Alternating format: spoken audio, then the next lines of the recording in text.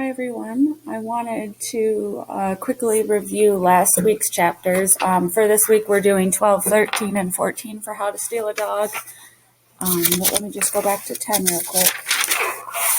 And I apologize about my hover cam. I'm not sure how it got messed up when I was gone on Thursday. But chapter 10, finally, Georgina she went ahead and stole Willie. So she's following through with her plan. I was wondering if she was ever going to do it. And then just like a big question for me, what I'm wondering about is, well, she's kind of banking and hoping the only way this is going to work is if Willie's owner actually puts up a reward sign. So I'm kind of wondering about that. And then both Georgina and Toby are feeling pretty bad, guilty, worried about stealing Willie and now having to leave him at that abandoned house on that porch. So they feel really guilty about that.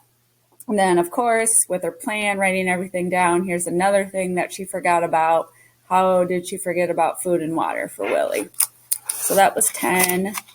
And then for 11, Mom brought home leftovers from the coffee shop. So we had some scrambled eggs and donuts. So they saved some for Willie.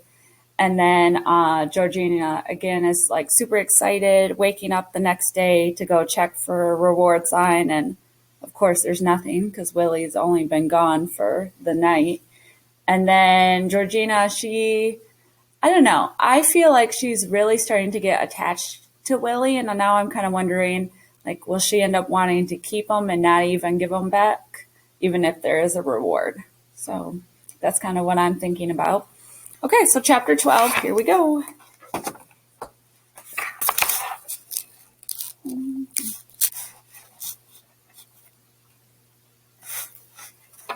There's one. I raced across the street. Is it for Willie? Toby called, darting across after me. I squinted up at the sign nailed on the telephone pole. Nope. I sat on the curb and put my chin in my hands. Another cat. So far, the only signs we'd seen since yesterday had been for lost cats and yard sales. Toby sat down beside me. Maybe we should look downtown, he said. Maybe she didn't put any signs around here. Maybe, I said. But that seems kind of dumb to me. I mean, wouldn't you start in your own neighborhood? Me and Toby had been up and down Whitmer Road and nearly every street close by about a million times. There wasn't one single sign for Willie. I just didn't get it. Why wouldn't that lady put up a sign? Let's go back over to Whitmer Road one more time, I said. Toby skipped along beside me, humming. He didn't seem one little bit worried. We'd had Willie for almost 2 whole days now, and I was feeling worse by the hour. My dog stealing plan had seemed so good when I'd first thought of it. Everything had gone just perfect in my head. We steal the dog, we find the sign, we take the dog home, we get the money, the end. But now things didn't seem to be going so perfect. When we got to Whitmer Road, I turned to Toby. Remember, I said, act normal. Don't look guilty or anything. Okay. We strolled along the edge of the road, looking at fence posts, telephone poles, anything that might have a sign on it. And then we heard someone calling from behind us, Willie! Toby looked at me all wide-eyed. What should we do? He whispered. Before I could answer, that fat lady was walking toward us. Hey, she called to me and Toby. Hey, I said, and set a smile on my face. Her shorts went swish, swish, swish as she walked. A bright pink t-shirt stretched over her big stomach. Even her feet were fat, bulging over the sides of her yellow flip-flops. Have you all seen a dog? She said. She was breathing hard and clutching her heart like she was going to fall over dead any minute. Nope, Toby practically yelled. I glared at him, then turned back to the lady. What does he look like? I said, squeezing my eyebrows together in a worried way. He's about this big. She held her hands up to show us. He's white with a black eye patch. His name is Willie. Then she started crying, real hard, like the way little kids cry.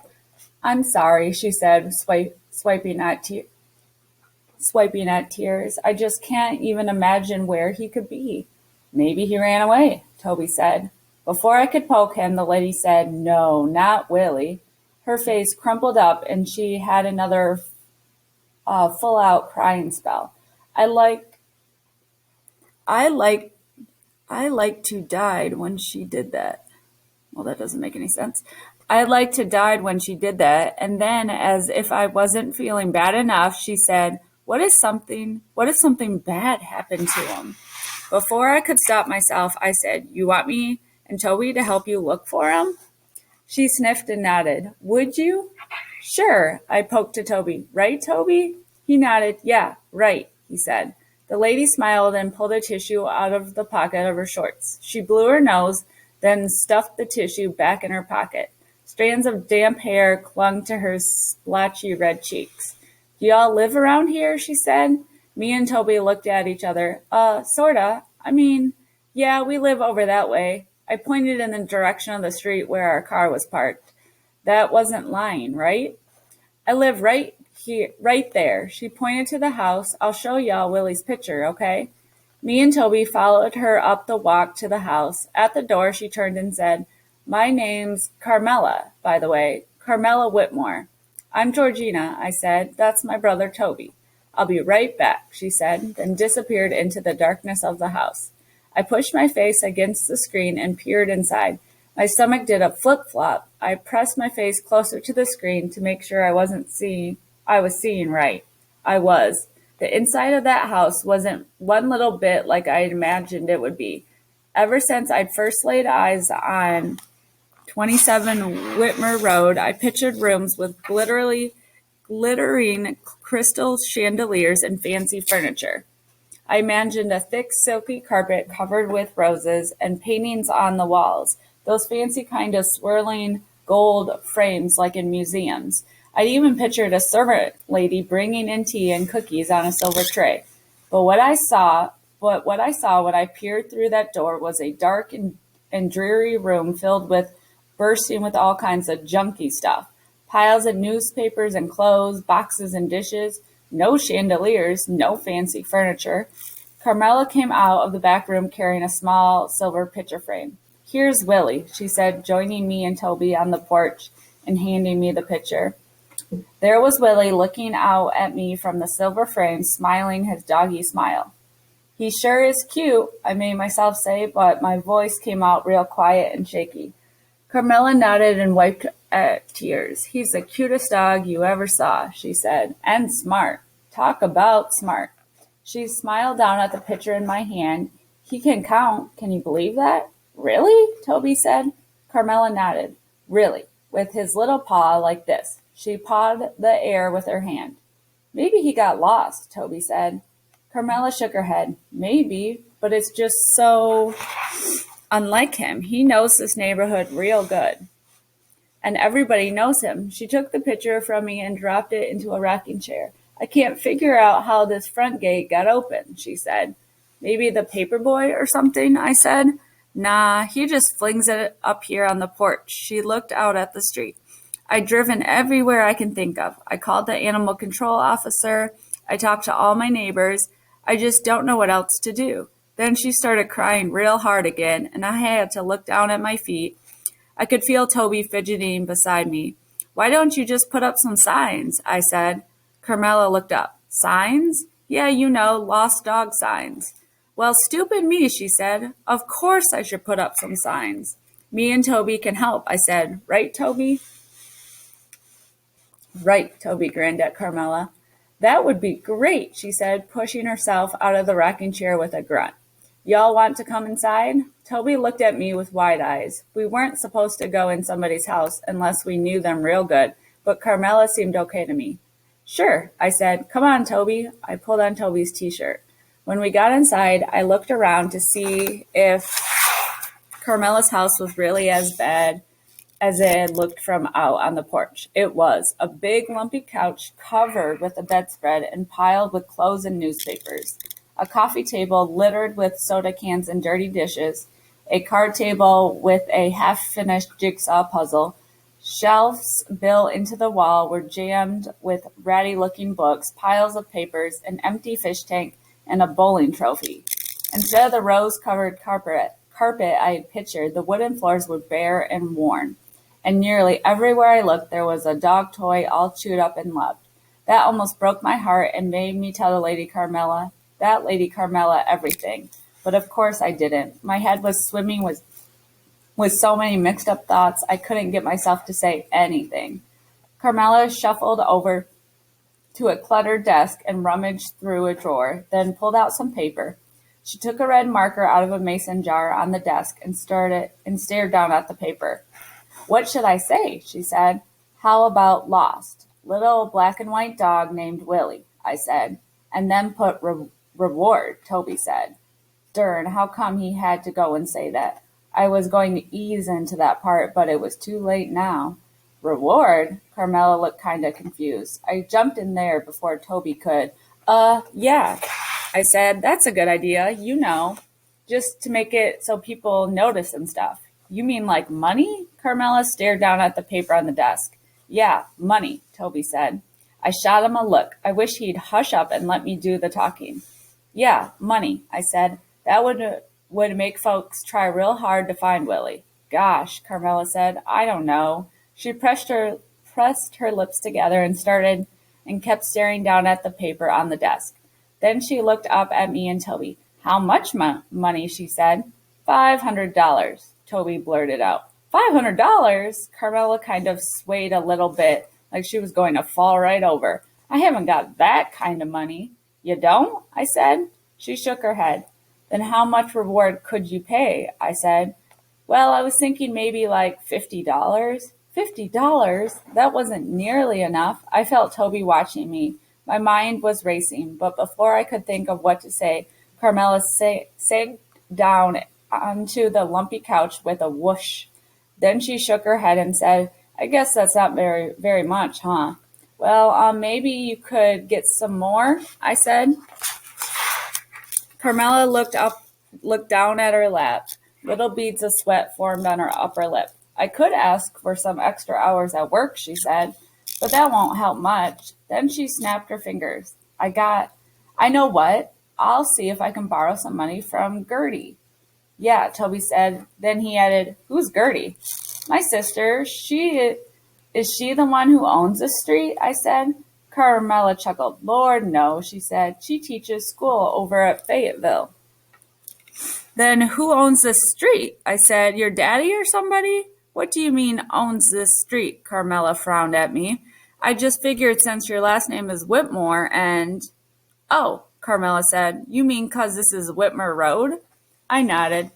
Carmela shook her head. My great-granddaddy owned all this land one time. She swept her arm out toward the window.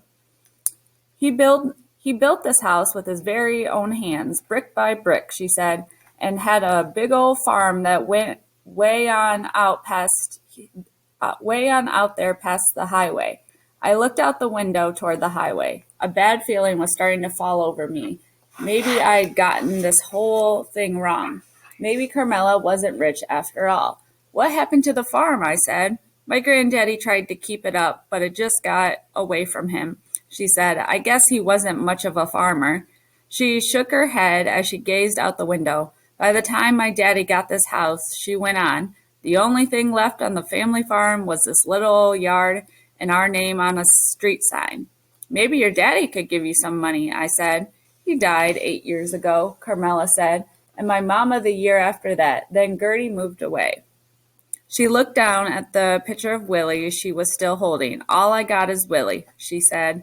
With that, she started crying again, and I was feeling so heavy, it's a wonder I didn't sink right through the floor. Suddenly, Carmela sat up straight and snapped her fingers. You know what? She said.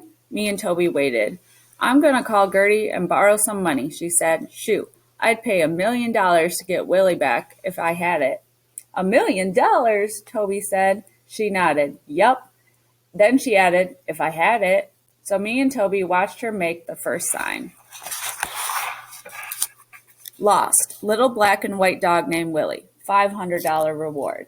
I pressed my lips together hard to stop myself from smiling when she wrote the 500 on there. This sure was working out good, I thought. Then we all sat around the coffee table making more signs.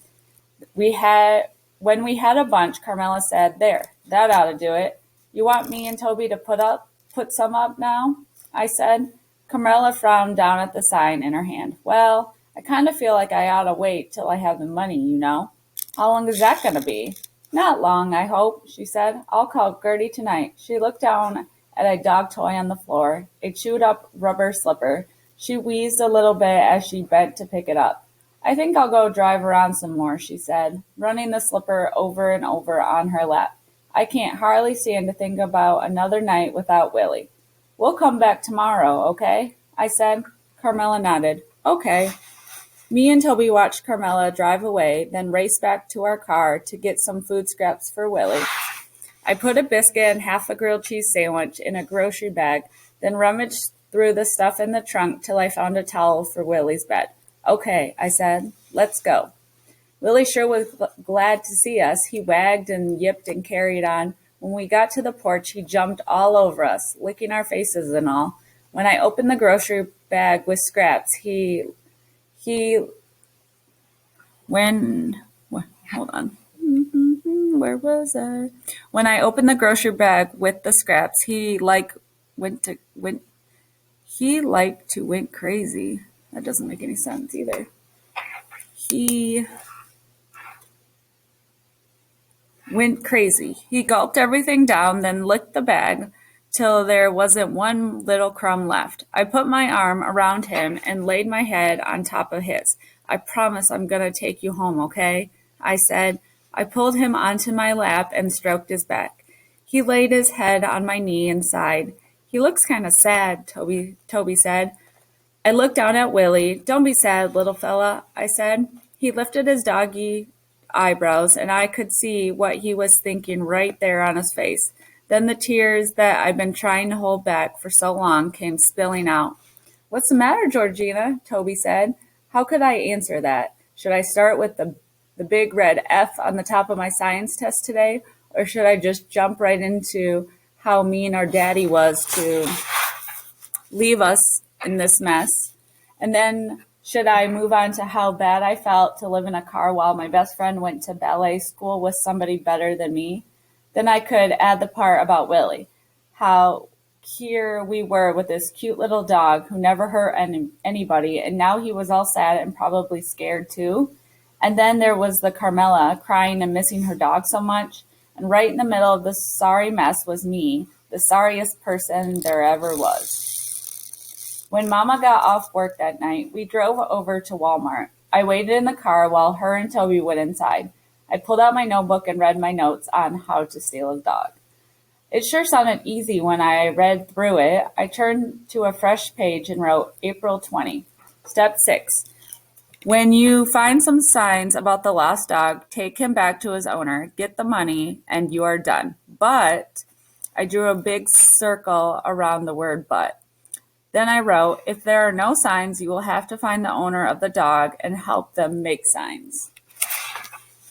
While you are doing that, you will have to practice looking nice and not like a dog thief. Remember to take real good care of the dog so he won't be hungry or sad or anything. Then, I circled the word then, and under that I wrote, you will have to wait and see what happens next. I stared down at my notes. I read the last sentence out loud.